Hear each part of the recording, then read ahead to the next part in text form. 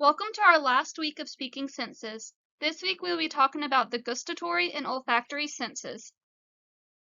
As you can see, following our roadmap, this is the last week of speaking senses, and we will be talking about the gustatory and olfactory senses.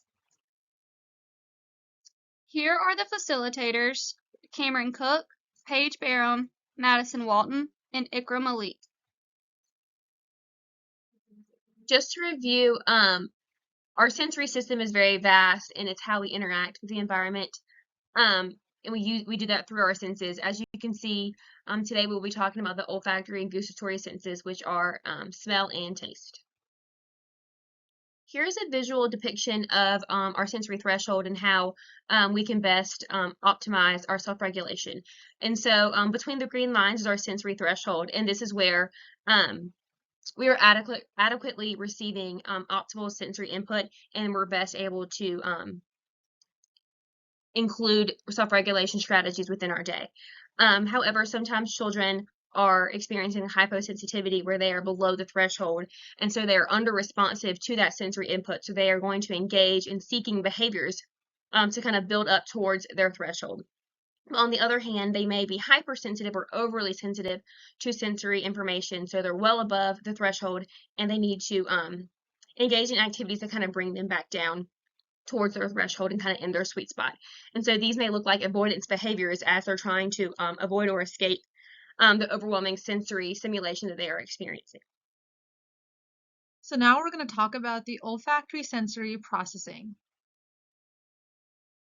The olfactory sense is the sense that helps us differentiate between different odors that we smell within our environments.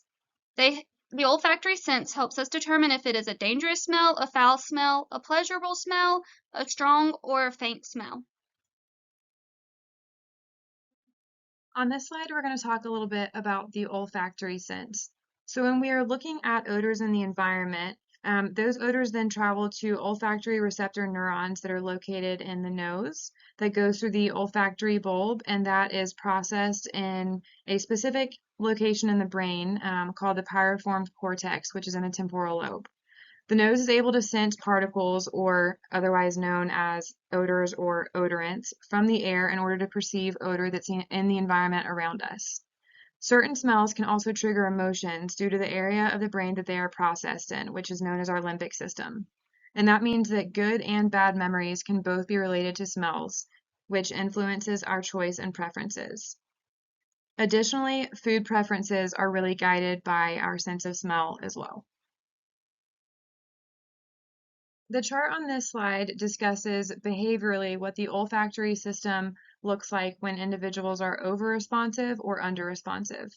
So if we're looking in the left column here that discusses over-responsive behaviors in terms of olfactory sensory processing, children may have an adverse response around really strong smells, and that might be evident when a caregiver is cooking a meal in the kitchen, when there's cleaning supplies present, or if someone's wearing a lot of body lotion that has a really strong odor. Children may also hold items away from their face or nose because they're really trying to escape that overstimulation of their olfactory sense. Children may become distracted by smells in the environment. For instance, if there's a really strong smell in the cafeteria while they're in their classroom, they can get really distracted by this. Also, children might eat a very restricted range of foods, specifically linked to how those foods smell. And then when we're looking at under-responsive behaviors, children may seek out really strong smells because, again, they're looking for that olfactory threshold to be met. So they might do things like open food items to smell them or apply lotions near their face because that would put it in a location where they can just smell that scent a lot more strongly. Children might also bring items closer to their nose in order to smell them because, again, that kind of ties into the olfactory threshold that they're really needing. Children might also be unaware of certain smells because they are so under-responsive, and they could also be very unfazed by extremely strong smelling foods or other strong smells in their environment. Here we have provided recommendations for olfactory sensory processing. And so when a child is over-responsive, they may engage in avoidance behaviors. So kind of to help them regulate, caregivers can implement adequate ventilation to kind of relieve some of those strong odors We encourage the use of fragrance-free toiletry and cleaning products, sitting students away from trash cans that may produce a more intense odor, and then using a trash can with a lid that kind of helps that spread of odors. And then you can also sit students near a window for increased ventilation in different spaces. When children are under-responsive, so they're kind of going to seek that input, it's important for us to provide opportunities so that they can engage in sensory exploration. So whether that's scented Play-Doh, scented markers, essential oils, or fresh herbs, and just providing that appropriate engagement in sensory stimulation. It is appropriate for a child to carry a preferred scented object with them so that they are not engaging in those inappropriate olfactory behaviors, such as like smelling other people or trying to meet their threshold by smelling harmful chemicals. So by having them carry that preferred scented object with them, they're able to kind of self-soothe with that instead of turning towards more negative sensory stimulation. We also encourage children to engage in meal preparation with strong ingredients to help them also meet that threshold. Now we're going to move on to specifically talking about the gustatory sensory processing sense. So the gustatory sensory processing system is where a child detects and perceives sense of taste, but it kind of goes beyond that, and it also includes, that tactile input that is incorporated into the mouth when you eat. So like that crunchiness of carrots or ice, how they explore different tastes and textures, and even their ability to like chew gum and engage in activities that allow them to have increased oral input within their mouth and around their oral cavity. So you may see children bringing items to their mouths and just trying to engage in all things oral exploration.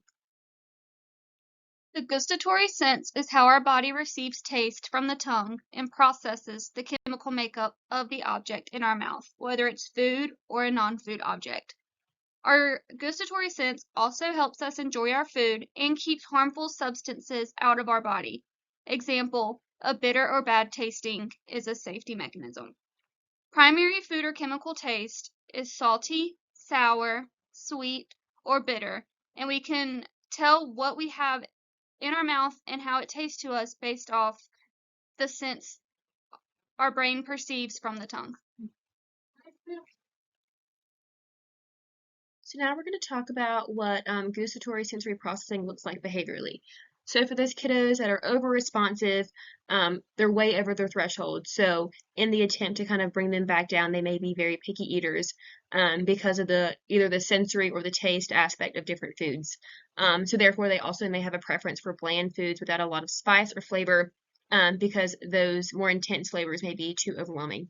They may also struggle with chewing, sucking, or swallowing of specific textures, and this may be due to like the tactile presence of these textures or limited oral motor skills. They may also avoid having objects in their mouth, such as brushing their teeth, because that sensation just very much overwhelms their oral cavity. They may also be intolerable to foods that are touching on their plate, and they really want that separation of those senses. However, children who are under-responsive, so they're trying to breach that threshold, so they're under that threshold, so they're trying to like engage in seeking activities to bring them back up. They may prefer a wide range of foods because they just want all the exploration, all the sensory input within their oral cavities. They may then prefer very strong flavors, so really spicy, sweet, or salty, even sour, would provide increased input. They may place non-food items in their mouth in the attempt to gain more oral sensory input. Because they are seeking all this input, they may be messy eaters, or they may not notice when their face or mouth is messy. They also typically will not have many issues accepting or tolerating different foods or textures all on one plate. Our first learning activity is called blowing pom-pom race. Benefits of blowing pom-pom race consist of pursed lip technique and promotes lip closure. Promotes self-regulation and oral motor skills, controlled learning environment to utilize their breathing technique, and lastly, helps a child become more comfortable with different textures. Learning activity 2 is called party horn. Benefits of party horns consist of exploration of children's natural curiosities, and it utilizes several of their senses, such as sound, sight of horn, and oral blowing. It emphasizes and focuses on the processing of the oral sensory system. It also practices their physical, verbal, and social skills. Learning activity 3 is called Silly Faces. Benefits of silly faces: it provides facial awareness through movement of muscles. It can be utilized as a tool to prepare them for feeding, leading to oral motor exploration. It also promotes social skills when playing with other children. Again, this is the last week for Speaking Senses, and we just want to say thank you so much for participating and learning with us as we've gone through the senses each week. We also just want to say please keep up with our social media and our website, as there are handouts and more posts coming that will be able to benefit you and your child going forward. Thank you so much again from the Speaking Senses team. As always, please feel free to email us at speakingsensesmu@gmail.com, and we will get back to you as this is our last week. But again, thank you so much.